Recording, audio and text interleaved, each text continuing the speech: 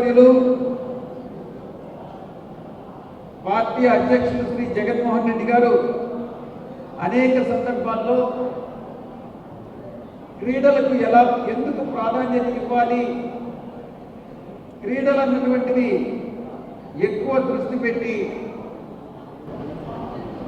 ప్రతి ఒక్కరూ కూడా స్పోర్ట్స్లో పార్టిసిపేట్ చేసినట్లయితే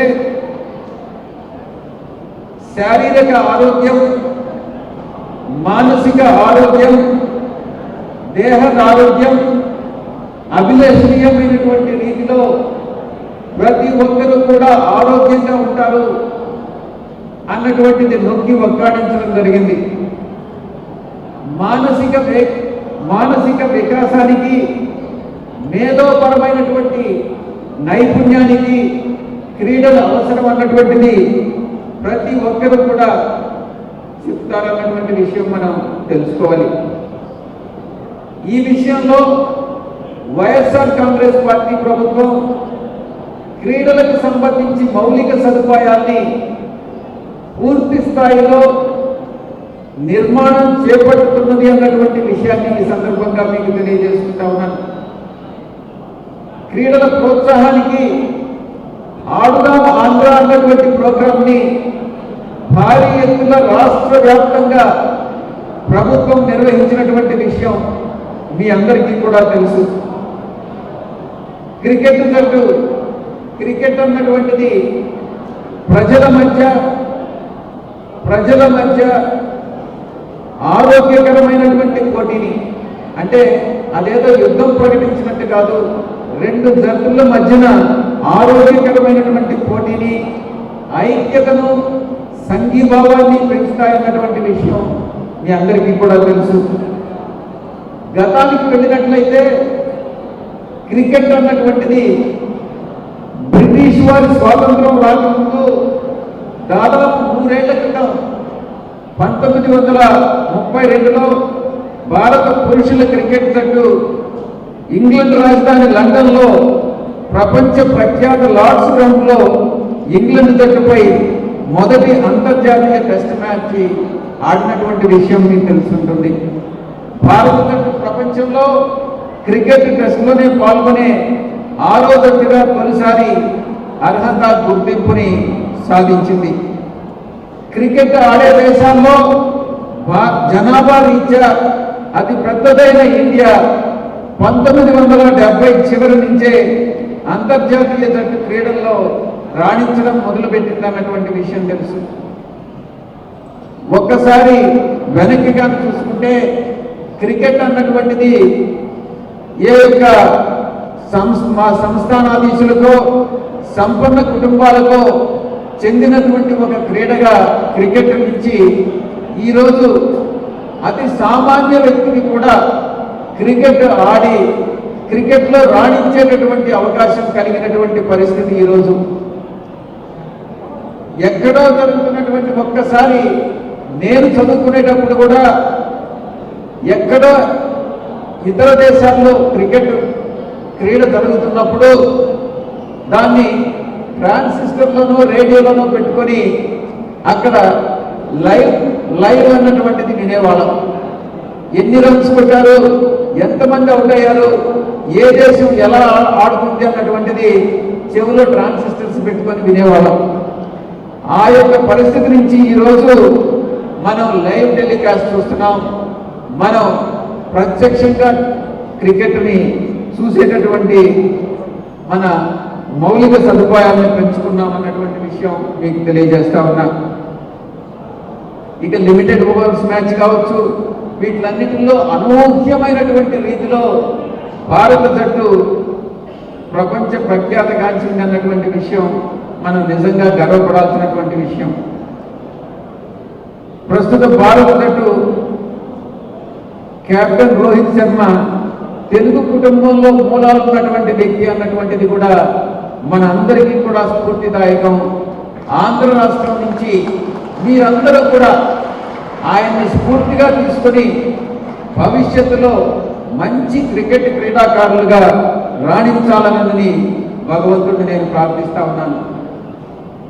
వాస్తవాలను విస్మరించకుండా క్రికెట్లో ఆటలో రాణించాలి, ప్రతిభా సామర్థ్యాలు నిరూపించుకుని క్రీడల్లో అత్యున్నత స్థాయికి ఎదగాలని, మీ అందరూ ఎదగాలని నేను మనసారా కోరుకుంటా ఉన్నాను.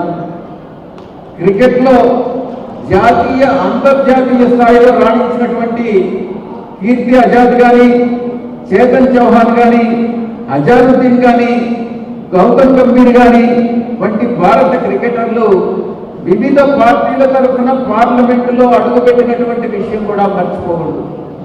అంటే క్రికెటర్లుగా రాణించిన తర్వాత మీకు రాజకీయాల్లో కూడా అవకాశం ఉంటుంది, మీరు సమాజంలో ఒక ఉన్నతమైనటువంటి స్థానానికి మీరు ఎదిగేటటువంటి అవకాశం ఉంటుంది. కాబట్టి ఆ ప్రయత్నాలను మీరు కూడా చేయాలి అన్నటువంటిది నేను మనసారా కోరుకుంటా ఉన్నా.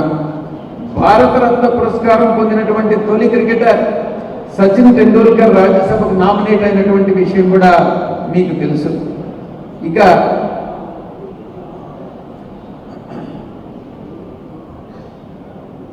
మరి కొన్ని విషయాలు, అతి ముఖ్యమైనటువంటి విషయాలు, నెల్లూరుకి సంబంధించినటువంటి విషయాలు, నెల్లూరు జిల్లా క్రీడల అభివృద్ధికి సంబంధించినటువంటి విషయాలు మీతో పాల్పంచుకోదలుచుకున్నాను. నేను వైఎస్ఆర్ కాంగ్రెస్ పార్టీ తరఫున ఉత్తరాంధ్రకి ఇన్ఛార్జిగా ఉన్నప్పుడు విశాఖపట్నంలో ప్రగతి భారత్ ఫౌండేషన్ పేరుతో ప్రతి సంవత్సరం కూడా క్రికెట్ పోటీల్ని నిర్వహించేవాళ్ళం. దానిలో ఇంచుమించుగా ఆ పోటీల్లో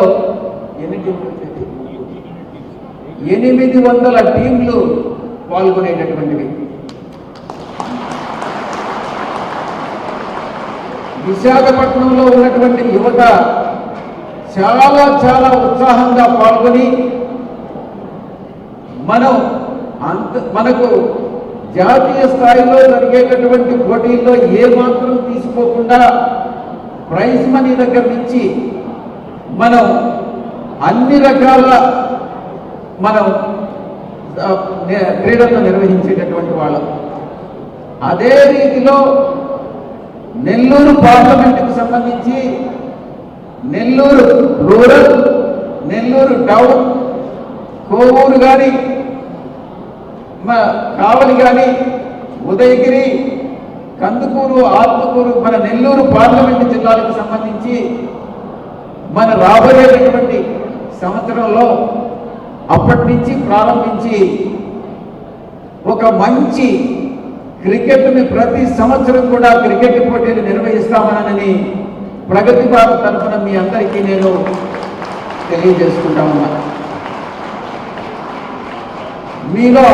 మీలో ఉత్సాహాన్ని నింపాలి, మీలో ఆ క్రీడల్లో పార్టిసిపేట్ చేయాలి అన్నటువంటి ఉత్సుకతను మీరు పెంపొందించాలి.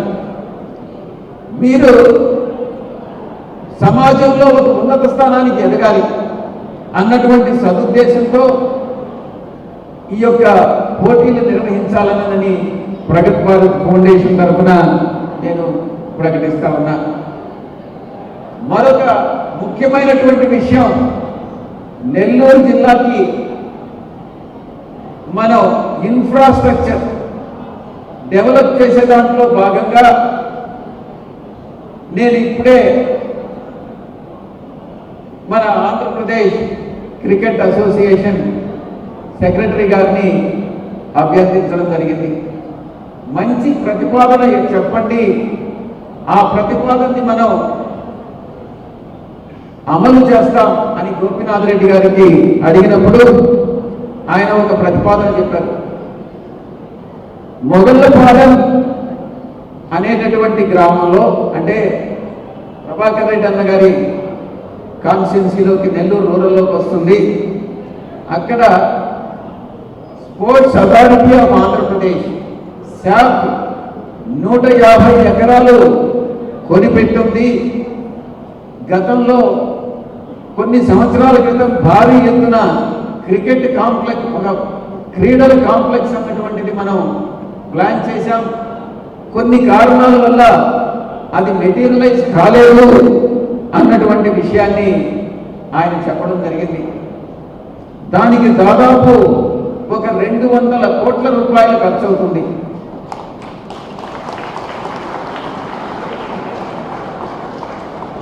ఇది రేపు మన పార్టీ తరఫున పార్లమెంటు అభ్యర్థిగా నేను మన శాసనసభకు పోటీ చేస్తున్నటువంటి మన అభ్యర్థులందరూ కూడా ప్రభాకర్ రెడ్డి అన్నతో పాటు అందరూ కూడా దీన్ని ఒక మేనిఫెస్టోలో పొందుపరిచి మన పార్లమెంటుకి సంబంధించి మేనిఫెస్టోలో పొందుపరిచి ఈ యొక్క హామీని ఇవ్వడం జరుగుతుంది.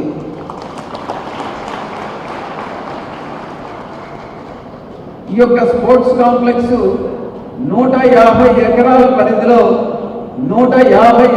పరిధిలో ఈ యొక్క స్పోర్ట్స్ కాంప్లెక్స్ డెవలప్ చేయడం జరుగుతుంది.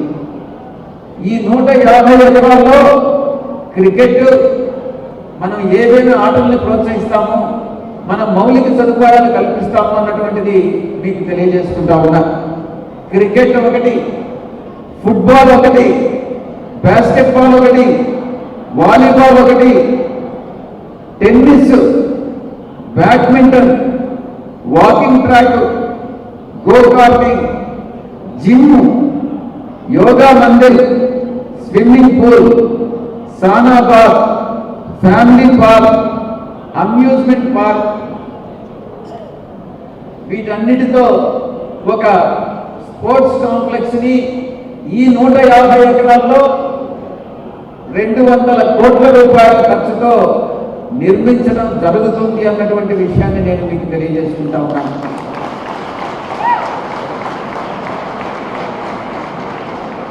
గౌరవ ముఖ్యమంత్రి వర్యులు శ్రీ జగన్మోహన్ రెడ్డి గారి ఆశీస్సులతో ఈ యొక్క ప్రాజెక్టుని చేపట్టడం జరుగుతుంది.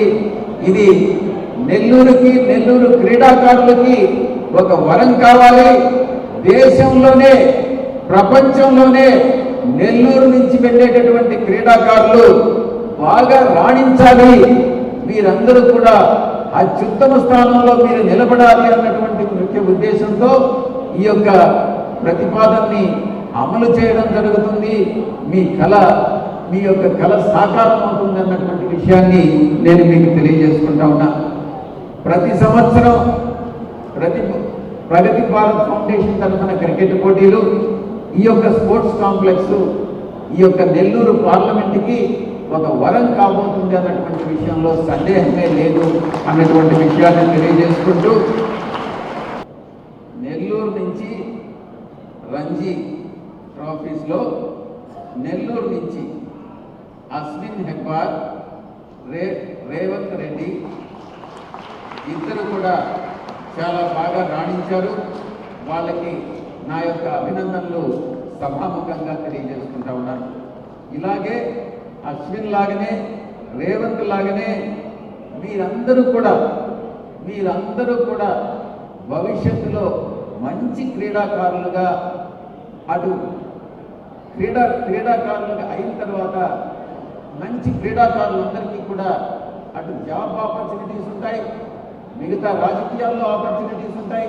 వాటినన్నింటినీ సద్వినియోగం చేసుకుని మీరు సమాజంలో బాగా ఎదగాలని మనసారా కోరుకుంటూ, నాకు ఇచ్చినటువంటి ఈ అవకాశానికి మీ అందరికీ కూడా కృతజ్ఞతలు తెలుపుకుంటూ మీ దగ్గర సెలవు తీసుకుంటా ఉన్నాను.